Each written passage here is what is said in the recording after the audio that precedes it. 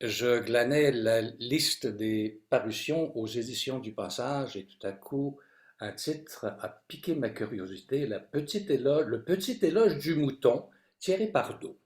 J'avais entendu le nom vaguement, mais je ne savais pas s'il était essayiste, philosophe, auteur, écrivain, romancier. Je pense que la meilleure chose à faire, c'est de lui poser directement la question. Alors, Thierry, bonjour et bienvenue. Bonjour, merci de m'inviter. Alors Thierry, vous êtes quoi dans toutes ces nominations? Ah oui, bon, ce que je suis pas, c'est romancier, ça c'est sûr, je sais pas écrire des romans. Mais pour le reste, c'est sûr que, vous savez comment ça marche, hein, on commence par faire un petit peu de tout, puis 30 ans plus tard, on a fait un peu beaucoup de tout. Et, et donc, oui, je suis à la fois dans la recherche, dans la réflexion, dans l'écriture, l'essai. Alors, je parle beaucoup de mes expériences de vie, mais comme je ne les tiens pas pour suffisamment intéressantes pour raconter uniquement un témoignage, j'essaye toujours d'y coller une réflexion sociale, sociétale, éducative, qui sont un peu environnementales, qui sont un peu mes pistes de réflexion. Alors Thierry, que vient faire le mouton dans votre écriture, dans cette quête de trouver des solutions à la vie, sans doute? Le petit éloge du mouton. C'est court, mais c'est en même temps captivant. Alors, vous êtes un berger de ville, c'est ça? Oui, c'est ça. Concrètement, on a un troupeau tous les étés dans le parc Maisonneuve. Il s'est déplacé, il a été au jardin botanique, il a été au parc du Pélican, mais là, il est au parc Maisonneuve. Et ça fait 3 étés, donc je fais partie de l'équipe des bergers bénévoles donc, qui accompagnent ces moutons.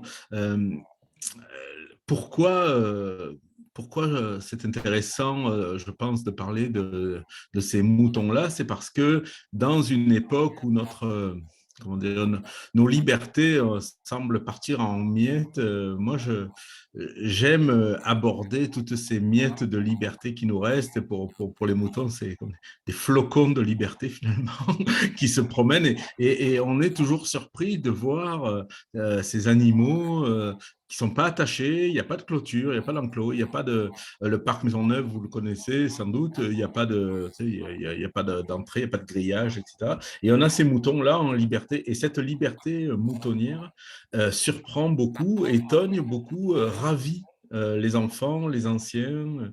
Et donc, on a là une fenêtre sur des habitudes un peu oubliées, mais qui ravivent un peu l'espoir de trouver un peu de liberté dans les parages. Thierry, que vous apprennent ces moutons? Ah, c'est le, le titre provisoire au départ, c'était ce que j'ai appris parmi les moutons. et, euh, et finalement, c'est devenu petit éloge du mouton, ce qui est très bien. Mais effectivement, j'apprends beaucoup des moutons parce que justement, ils n'aspirent à rien, en fait. Vous savez, par exemple, on a des animaux comme les chiens ou les chevaux. Il y a des chevaux de trait, il y a des chevaux de remonte, il y a des chevaux de course, il y a des chevaux bon, d'attelage, etc. Et de labour. Et tout ça. Mais le mouton, lui, c'est comme l'âne. C'est toujours le mouton. Et alors, c'est un animal, sans doute, le premier qu'on ait domestiqué, mais on n'a jamais réussi à lui enlever sa caractéristique d'être un animal à part. C'est comme les ânes, l'âne d'Ali Baba, c'est toujours l'âne. Et les moutons, c'est pareil, ils ont quelque chose d'incorruptible en fait dans leur capacité à être. Et donc, ils revendiquent rien, ils ont une espèce de vie familiale anarcho-communiste, je dis, où ils partagent beaucoup, où il n'y a pas de hiérarchie. Et ils revendiquent rien, mais leur seule présence, leur seule attitude, leur seul partage permet d'envisager des relations qui font du bien, en fait. Voilà, c'est ça qu'on apprend le plus. Vous parlez d'une anarchie communautaire chez les Ouais. Oui, ben oui, parce qu'il n'y a pas de, il y a pas de chef, il n'y a pas de, il y a des anciens, alors ils sont un peu plus référents, comme les aînés chez nous, un petit peu, mais comme dans les communautés autochtones, etc. Il y a des aînés, mais comment dire, ça ne leur donne pas un pouvoir particulier. Voilà. C'est sûr que les jeunes vont les suivre parce que les anciens connaissent les bons coins, là où il y a les pommiers, etc. Mais ce n'est pas un pouvoir. C'est juste une vie de partage. Quand un mouton trouve un bon coin, ben, les autres arrivent après. Puis le premier qui était là se pousse un peu, il le laisse manger. Il n'y a pas de jalousie. Personne ne revendique un territoire particulier. Par les temps qui courent, ça fait du bien. Mais en même temps, c'est bon, c'est une observation que l'on peut faire sur leur vie à la fois sociale, mais en même temps, c'est une espèce, je dirais que ça ressemble à un appel à la méditation pour l'humain, d'être entouré de ces moutons qui n'ont pas vraiment de raison d'être là et ne savent pas nécessairement pourquoi, mais qui sont simplement là. C'est ça. Et c'est indéfectiblement des moutons. Et donc, ils sont là, ils mangent. Et si on a la force de garder le silence, cette mastication-là résonne comme un mantra méditatif. Et alors, oui, bien sûr, entre bergers, bénévoles, on échange un peu, on se parle, etc. Mais il y a vraiment des moments de grâce où là, vous savez, on peut parler à n'importe qui, mais on ne se tait pas avec n'importe qui. Et avec les moutons, c'est particulièrement enrichissant.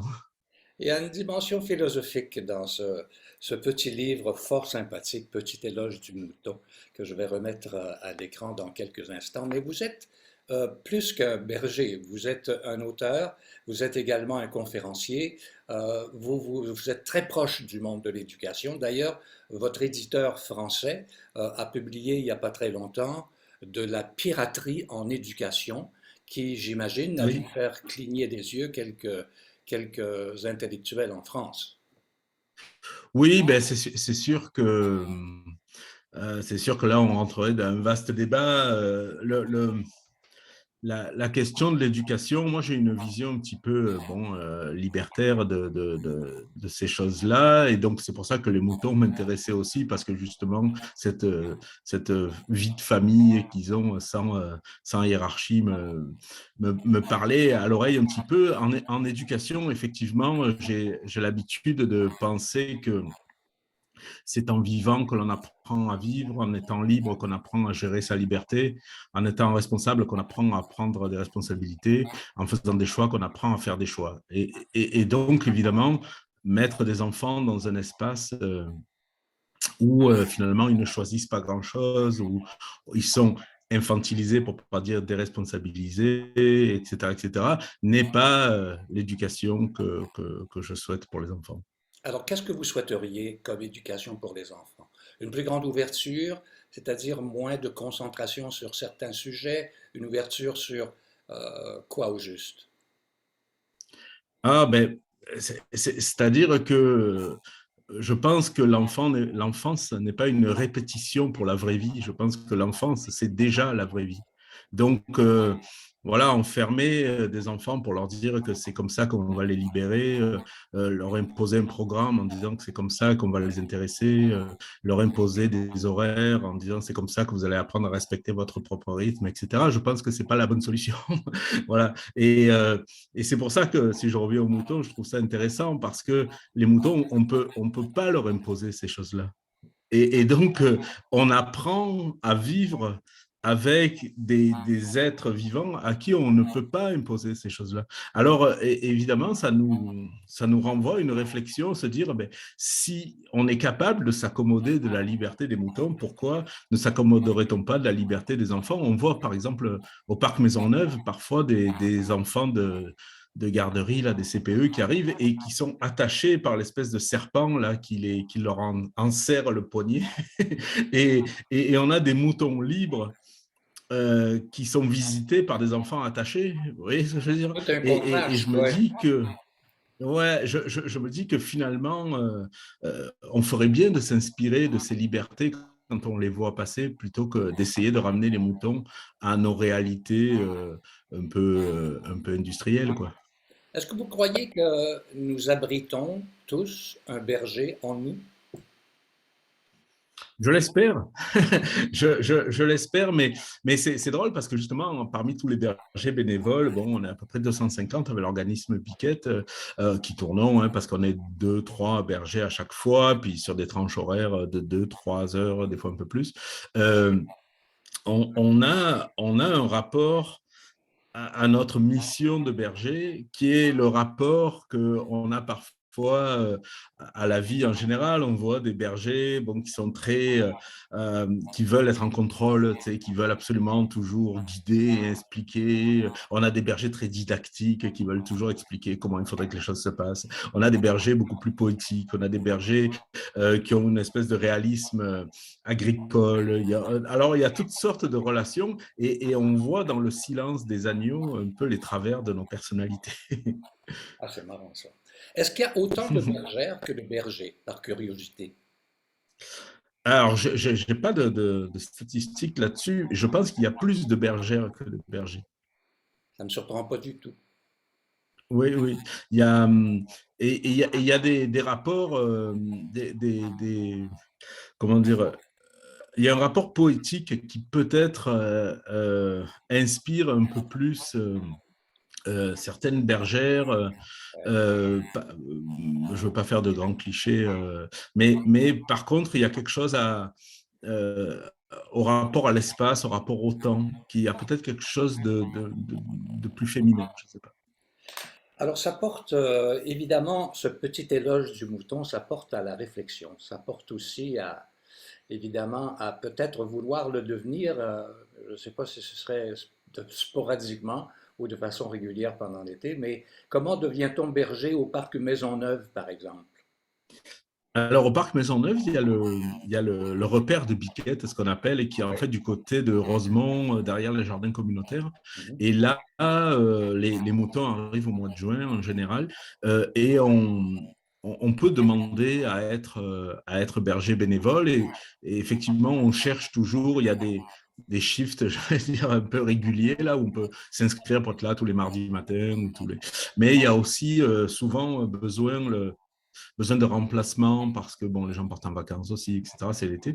Alors, quand on s'inscrit comme berger bénévole, on finit par trouver toujours une occasion de venir fréquenter amicalement les moutons. Il y a aussi des besoins de bénévoles pour le repère en tant que tel, parce que là, il y a des jardins, il y a des poules, il y a eu des chèvres aussi à un moment donné. Donc voilà, et là, ça demande un petit peu de... Il faut nettoyer aussi la bergerie, parce que les moutons passent la nuit dans la bergerie, donc il faut changer la paille, etc. Donc voilà, donc il y a des besoins et il y a du monde, mais je pense que ça tourne un petit peu d'année en année, donc tout le monde est bienvenu, je pense. Alors, il y a peut-être des apprentis bergers, apprentis bergères qui nous regardent et nous entendent en ce moment.